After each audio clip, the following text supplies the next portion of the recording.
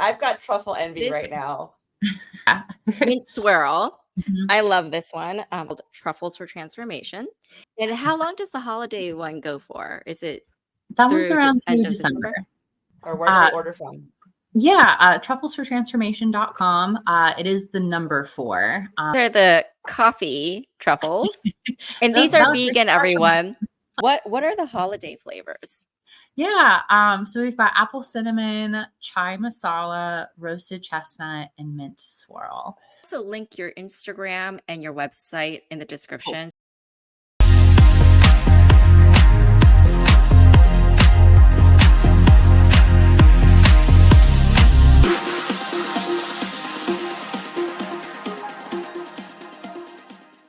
Hello, everyone. Welcome back to Social Intercourse. For everyone listening on a podcasting forum or watching us on YouTube, thanks for joining us on Thanksgiving. And today we have Vicky and our guest today, Parker Wozniak. We're going to be talking about accommodating disabilities in America and what that looks like for small business owners or just business owners in general. So, welcome, Parker. Hi, how's it going? Yeah, it's going. Well, it's a struggle for us every day. Yeah, But I'm we're hanging in there. I can't figure out this weather that we're in, and it's really messing with Yeah. me. I Today it's 80, tomorrow it's 50 or something, and yeah. Oh, no wonder I'm warm. I'm like, why am I dressed for winter, but I'm so hot right now. Yeah, But I had to turn everything's the fluctuating. yeah. Yeah. So Parker, I have been asking you to come on to the show for some time now, and I'm so glad that you're here and ready to talk to us. So if you want to just get into it, let's start talking about what you're passionate about. Yeah, sure. Yeah, thanks for having me. I am super excited to be here. But yeah, I definitely am passionate about disability studies and just the disabled community in general. As a small business owner, we're an openly queer, trans, and disabled company. Which what does that mean? The first 2 parts are maybe more obvious, and that, like, at least me as a human, I'm openly queer and trans, and that shows up every day in our market settings with the business. The disability aspect is layered, where I feel like it's definitely something that happens more in the background, where it affects my day to day. And so for me, my day to day is typically like in production in the kitchen or working on admin aspects to setting up markets or marketing for socials on Instagram and whatnot. So it shows up in a lot of different ways. And as a disability forward company, of course, like our team members who join us and work with us don't have to be disabled, but I really believe accommodations are for everyone. So when we are inviting new folks onto our team, we kind of go through like an all about me manual, if you will. And again, that's for everyone, whether you're disabled or not, just to kind of figure out, hey, how do I work best as a human? And like, what are the best ways that I'm going to be supported? And that stems from disability work, and it's work for everyone. Mm-hmm. Yeah, no, I definitely, I've said it in many shows. I have chronic illness and ADHD, and the Yeah. ADHD plays such a big role in my life, and it's gotten a little worse over the years.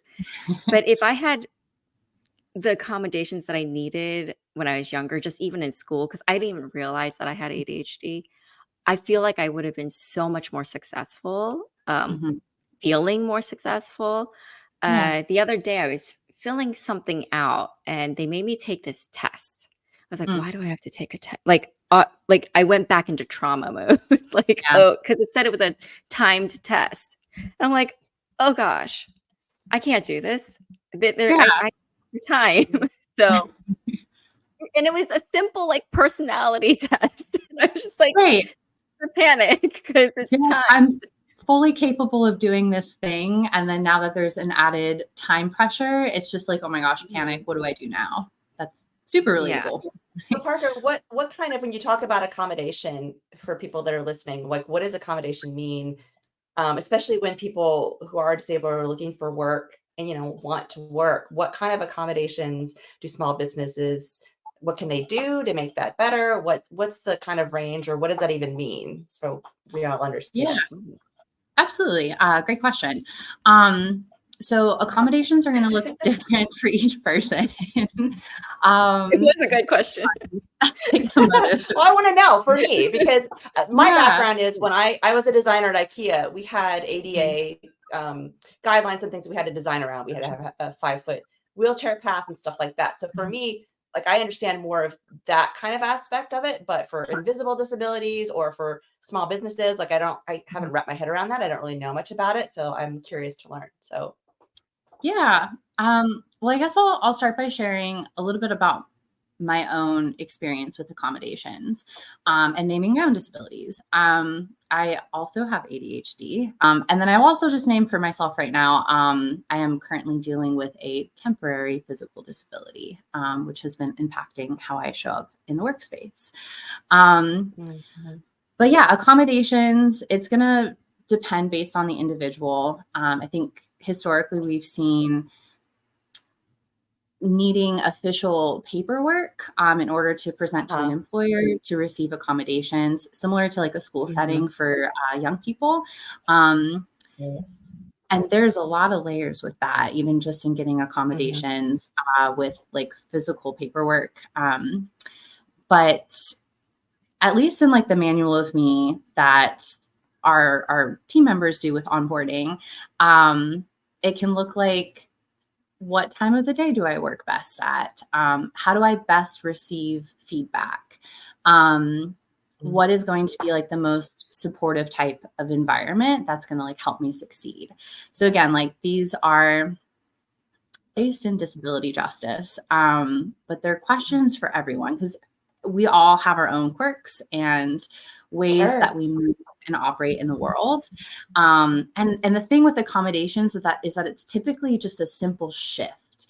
And that simple shift can make a huge difference in how we're able to show up and feel supported in any space, not just a workspace, but really in any space. So yeah, I know for myself, some of the things I struggle with, I know it takes me some time to process. So I typically, in having conversations with folks, will ask like, I need a little bit more time to think on this before we can talk about it. Sound and loudness is also really tough. So like a simple accommodation in the kitchen for us, like we make chocolate. I'm a chocolatier.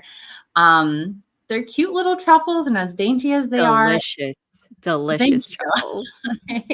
Yeah, they're a lot of fun to make, but they are a little bit aggressive with how they're made. There's a lot of like loud noises and banging of trays and whatnot. And so one of the simple shifts and my own accommodations is that anytime we're like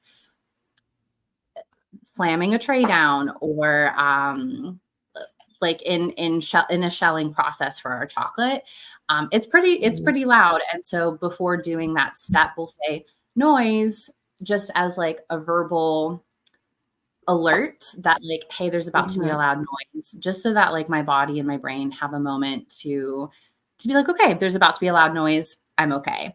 So it's kind of a simple thing, but just saying noise before a loud noise happens has been a game changer for myself. But yeah, so simple shifts. I'll make note of that. If ever Parker and I are in the same kitchen, not together all the time, but I'll make note of that. That's because I make a lot of noise. Yeah. Just in general. And it was sweet. Scares me sometimes. Yeah. I mean, we are in the shared kitchen space together, and our other kitchen mates, Sol and I, my other chocolatier, we were in the kitchen one day, and that's just a habit for us at this point, is we'll say noise anytime we slam a tray. And our other kitchen mates were in the kitchen production space with us and kind of just looked over like, what did you just say? I'm like, noise, we give noise warnings. And they're like, oh, that's really cool. So kind of unexpected for them, but they've been chilling with us in the kitchen. Yeah, love that. No, it's Vicky, you've been in the kitchen with me in the past. And Mm. how many times have I said, "Wait, stop talking. Let me think. I can't process. Let me think," because I will mess up my own ingredients and my own recipe. Yeah. I get The funny thing overwhelmed is she'll with tell me to be super quiet, but I'm not practice. talking. I think she's saying it to herself half the time. So I'm I'm like, telling my brain to I'm quiet literally down just usually.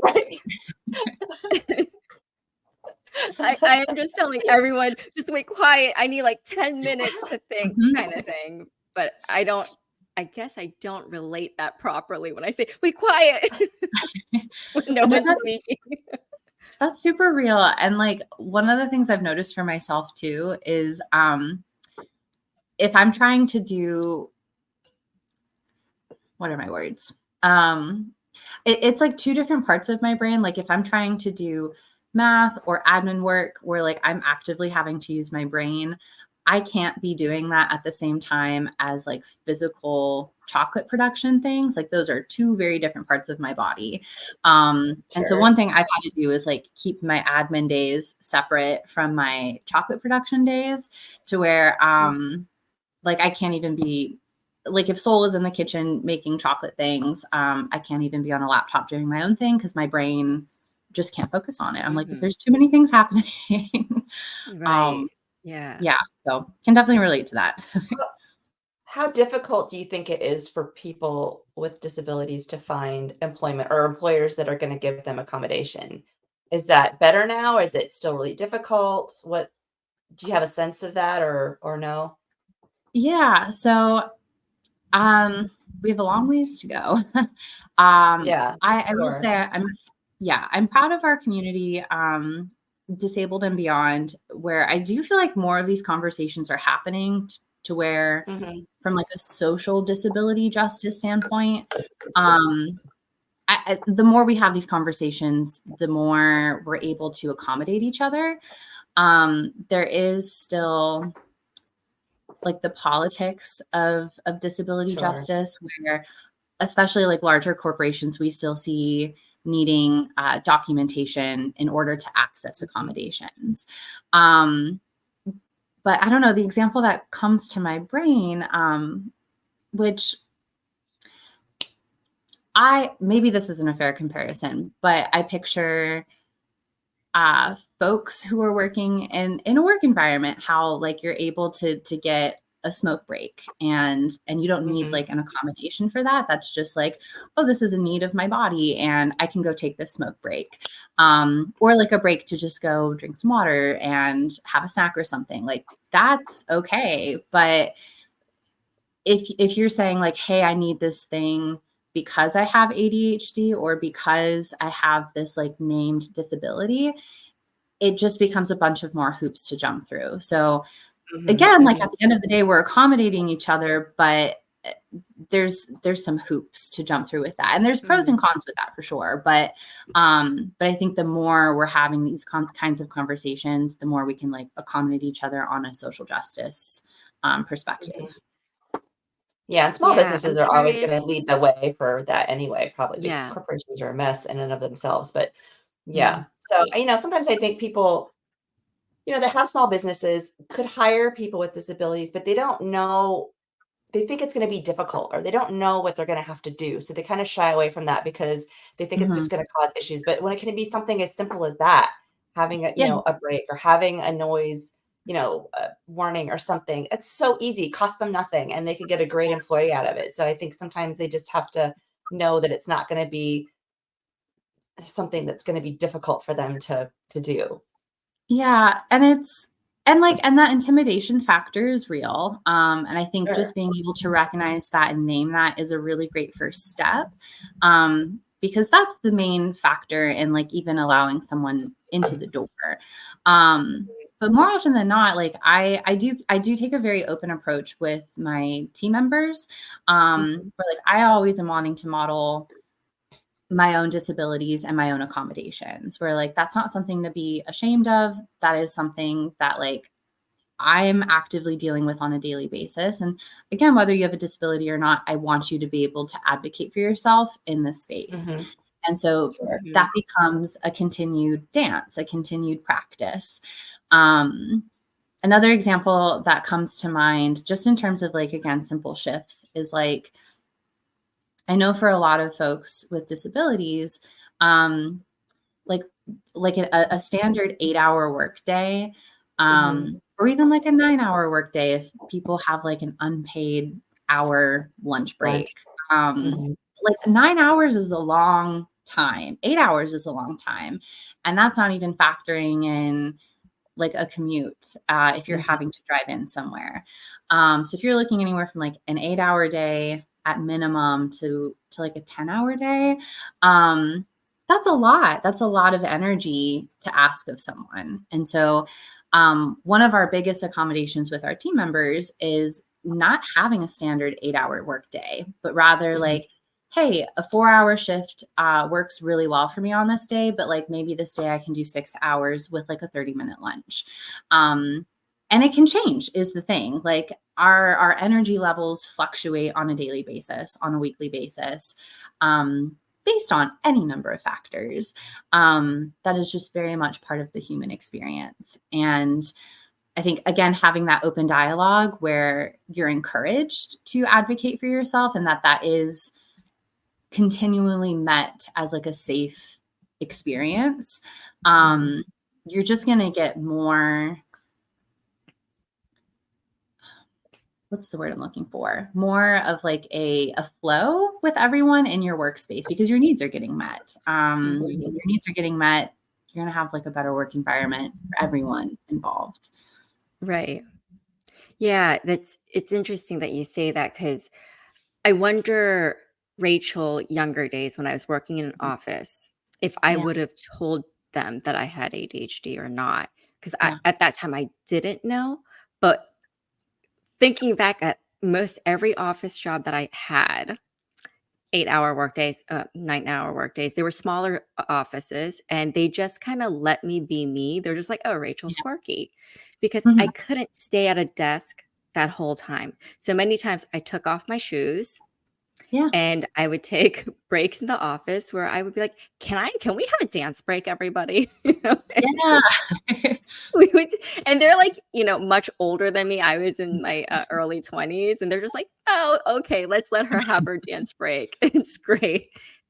And I think back to that and it's like, oh, well, there was a reason I did that. I just needed to reset my brain. I couldn't get and I don't know why it was a thing that I just always had to take my shoes off as soon as I get into the office. And they're just like, is that an Asian thing? I'm like, no, I don't know what it is. But the feeling of my shoes dangling, like that's all I can concentrate on when I'm sitting at my desk. So I need to take it off. So, but yeah, I don't know if I could, as I get older, if I told businesses that if they would, first of all, if I didn't tell them and I just said dance break, they'd be like, what? You're not this cute little 20-year-old. No, weird. But yeah, I should be able to say, well, I have ADHD and I need I'm going to be just as productive. I just need like 5 minutes to reset. And the thing is like, sorry, go ahead.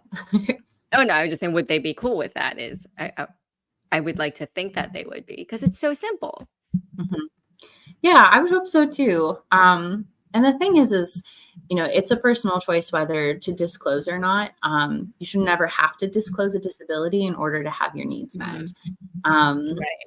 Because again, who doesn't want a dance break? That feels like a good energy reset. I mean, I had a corporate job where I worked for Apple. I was tech support for a little while.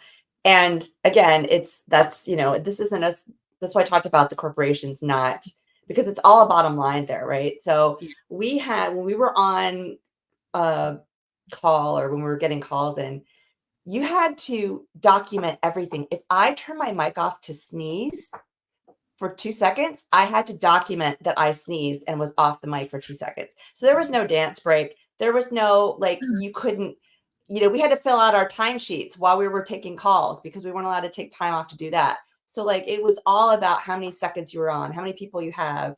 And like something like that, there's just no accommodation because it's all about their bottom line. Mhm. And I think once we got to sort of the pandemic and people started starting their own small businesses and things, people are kind of like, I don't want to do this. This is not human nature. This is ridiculous. Like I can't, I mean, I only lasted that job, 2.5 months because I was like, I have an artistic brain.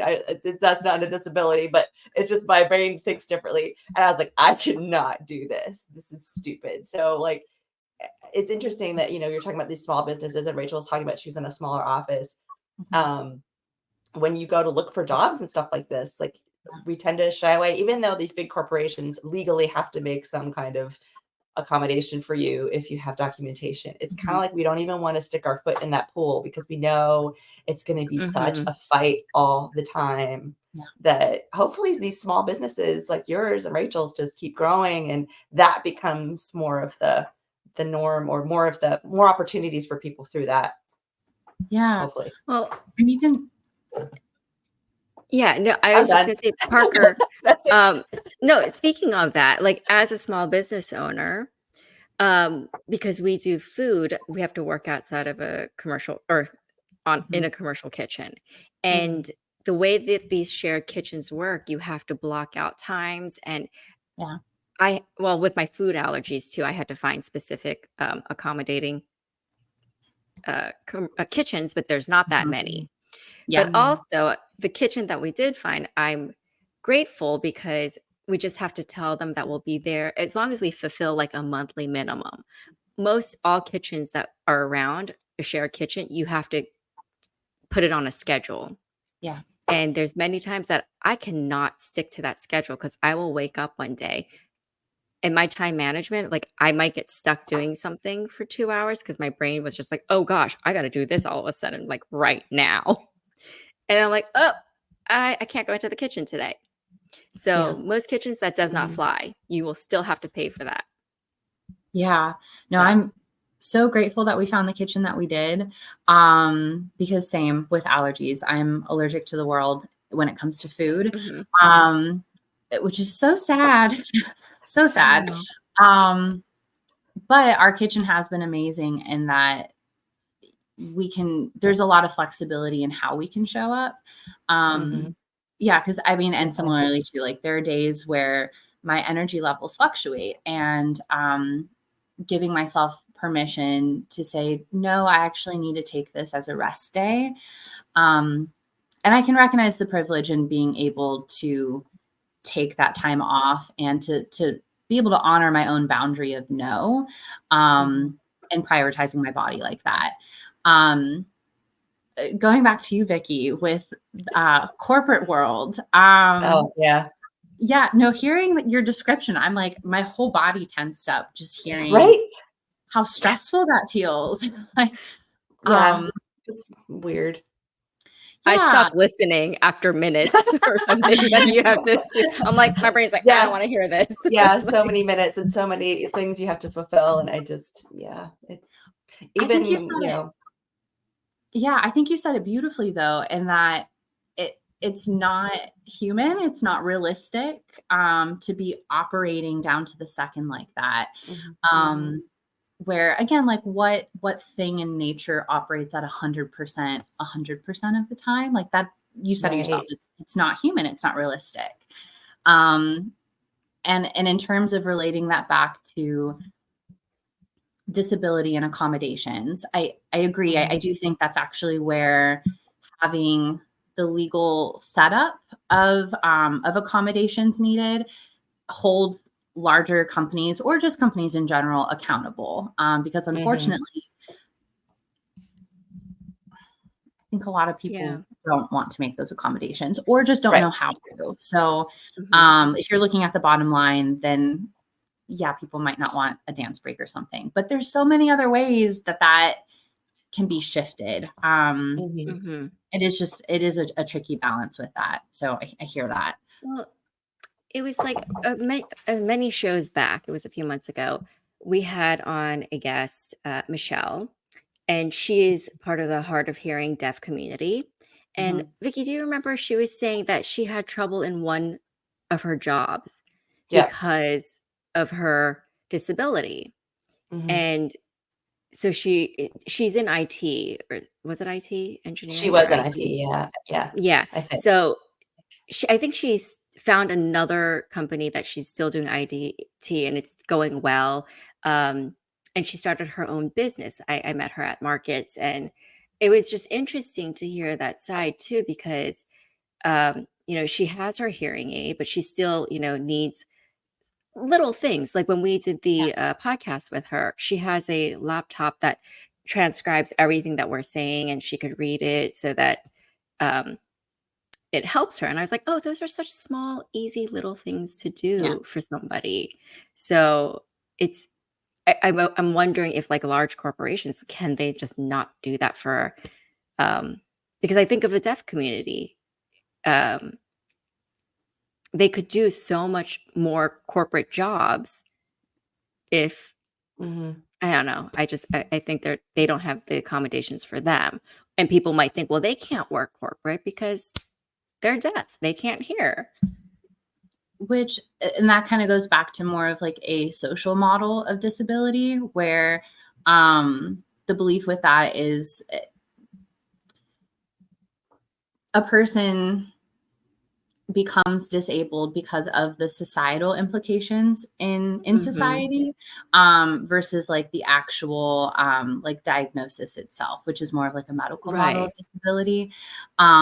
Because the thing is like any person with a disability is perfectly capable. It's just a matter of how do we access the Mhm. tasks that need to get done. And that's where it does become a political issue with corporations, or just businesses in general, where you just need to make the investment in those different kinds of accommodations, which I will say I'm fortunate in that I've not ever worked in corporate land. So We're that is old, so yeah, it's not an area of we're a lot older than you. expertise. Yeah. Yeah. It's definitely Sorry. not an area of expertise, Mm. but yeah, I mean, in terms of like accommodations, again, it's different for every person, but it is just, I think it comes back to like a conversation of like, what do you need to be successful in this environment? And then what does it look like in terms of implementing that? Mm.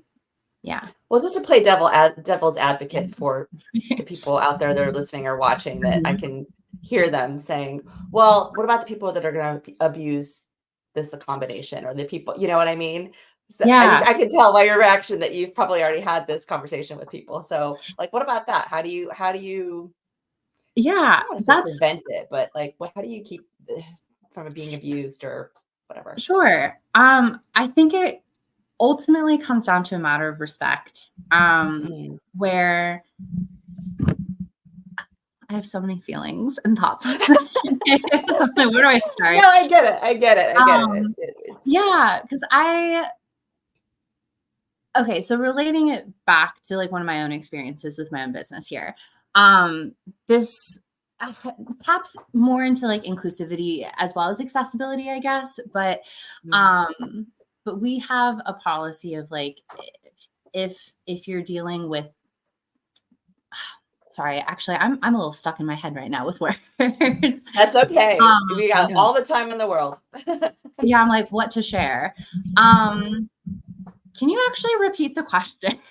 Sure. Yeah. So if Go there's back to people, that. I'm imagining people saying, and frankly, I've worked with some people who would abuse that, who would take Yeah. whatever accommodation, not needing it, but seeing other people having it and be like, oh, I don't need to show up today because I'm not feeling it. Or I can see there being like someone who's just abusing the accommodations that they get, or not needing them, but getting them because other people have them. How would a business owner navigate that as a small business owner? Yeah. I think with that, the question that comes up for me is like, is it abuse? Mm. I really believe we know our bodies best. And Mhm. sure, there may be situations in where, Well, say you have someone who's not yeah, disabled who's working for sure. you Hmm. or and has that flexible schedule that you talk about, Yeah. because that's the way they work. But then you notice that your employee starts to take advantage of you or, what's that Yeah. like? I mean, I think again, it comes back to respect where there's a Mm, couple layers to this where I, as a business owner, may be too trusting, but I really do believe we each know our bodies best. mhm, And mhm, coming from a theater background, bear with me for a moment. Coming from a theater background, there's a rule of three where our brains, we like to test the rules. So if we're told, mhm, hey, you can like make your own schedule, or hey, you can have this accommodation, our brains will kind of test that first and be like, okay, well, let me actually see if this is real. And if that mhm, expectation is met, your brain is like, okay, cool, fine, let me just try this again. And uh-huh, so the same thing happens, and it's like retraining that pattern.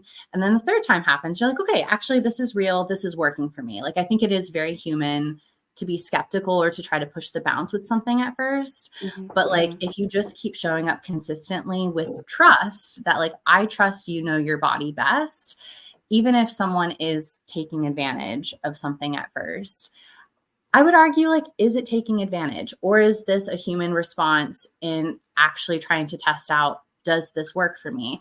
Can this actually work? And if you mhm, keep mhm, meeting that person with like, yes, I trust that you need this day off because you said that you need this day off, then like that time can be used to reset or to recharge or to do whatever we need to do. And I don't know, like the question that keeps coming up for me is like, is it actually abuse? And I think not, just mhm, because mhm. Oh, I oh, sorry, that's me. I had are this you I had this turned off. I Sorry. was like, is that the closing music? Like, Nope. are we there? That was Yeah. oh, sorry, that's my bad. I had No, my, do not disturb on, it's not working. I know what you mean by is Continue, it that continue, was my continue. first initial thought when Vicky asked that. I'm like, but is it someone taking advantage of it? But like, why are they needing to do that? Is it just Mhm, because they don't like, I don't know, they want to go to brunch with their friends, so they just like blow things off? You'll see a pattern. So if they Sure. show up and do the work and Mhm. it doesn't matter mhm. how often they need to take off, as long as they end up showing up in another way or Yeah, on another day and doing the work, then you'll know. Yeah, And you can right. yeah. weed out who's not being honest and respectful Mhm. for the job or their position and who is. You said Right, that so just much like in more anything. succinctly. Thank you. Well, I mean, without being, having a disability or not, you're going to have employees that are just not great employees. So you deal with them Sure. accordingly, whether it's kind of, I think I'm trying to play devil's advocate there here. It's Yeah. not actually my feeling, Mhm. but yeah, I mean, I think you can show maybe business owners that have that question in their mind that it's not that big of a question. It's just you dealing with your employees and the way that's going to get the best for you and your business. And Yeah. what Parker, I think, is saying really too is, the better you treat the people that you work with, the better Yeah. production Mhm. and work you're going to get out of them, the happier everybody's going to be. And that might be a real zennial thing to where it's our socialist construct of everybody's happy at work, Yeah. no matter if you're the boss or the new employee. But yeah, I think it really is sort of a post pandemic thing where we're like, we can be kinder to So, each other. We get, life is short. Like, what can yeah, we do to Yeah. make things better for everybody around us, right? I'm not gonna name names, but somebody very close to me works for Not a me. very big works for a very big corporation. That their firm actually makes a lot of accommodations for people, and they're very Mm, forward. And you think about it, uh-huh. I was like, I'm shocked that this big corporation makes so many accommodations. The person that I know needs accommodations for themselves, Mhm. and Mhm, so they get like a special section at the office to be alone and quiet because they need that like alone space Yeah. to be the most productive. And that's the thing. That comparison game, I feel like, does come up too, where like, oh, so and so is getting this, that doesn't seem fair, or just that comparison game. And the thing is like, from a disability standpoint, like, one, you don't know everything that's going on behind the scenes. We Right. can trust that, again, we know our own bodies Mhm. best. And also, what I'm also hearing in those comments of comparison is, hey, I also have needs and they're also not getting met. Or like, for Mhm. me, they're not getting met. And so again, like, this is where I think disability justice is for everyone. Because one, like, there are very real accommodations that people need. Like, that, just as a baseline, that is a truth. And two, like, we all as humans are unique in how we move through the world. And while it may not be a quote unquote accommodation, there are ways that we move best through the world. Again, we know our bodies best. And so the more autonomy and the more conversations we're able to have in Mhm. advocating for ourselves, and that being met with respect, and that being like a safe environment to advocate for ourselves, it does just become a better supportive environment overall. Yeah. Yeah. Yeah, Yeah. which, last week, was it, Vicky? I asked you and Ranji to accommodate me because we we do the episodes every so often for Reddit threads of "Am I the asshole?" and we did that Okay, the other nice. week. Mm. And when I'm listening back to stories, I cannot process at all. So you'll see episodes. Just go to last week's, everyone. Go check it out. Anytime somebody's reading off a story, I'm looking down. Mhm. And it's me trying to pay attention and listen, but it looks like I'm not paying attention and not listening, that I could care less. And sometimes I'm reading along. I'll find it so that I can hear it and read it for me to process. Yet I still missed big points. Vicky, remember, I was like, I don't remember you guys saying that. I don't. And it's Yep. different I from me remember. when I'm having when I'm having a conversation with someone. It's different. I can pay attention and focus a little bit better. But when it's someone reading off something to me, I'm like, my brain just, I can't process. So I asked you guys, hey, next time we do this, can you guys pre-send it to me so I can read everything so that Mhm. I'm already know what it's, because my reaction will still be new because I'm still Mhm. processing days later what I We'll read. forget it anyway. Yeah. I Yeah. can see it. so, so yeah, and I don't know why I didn't ask that before.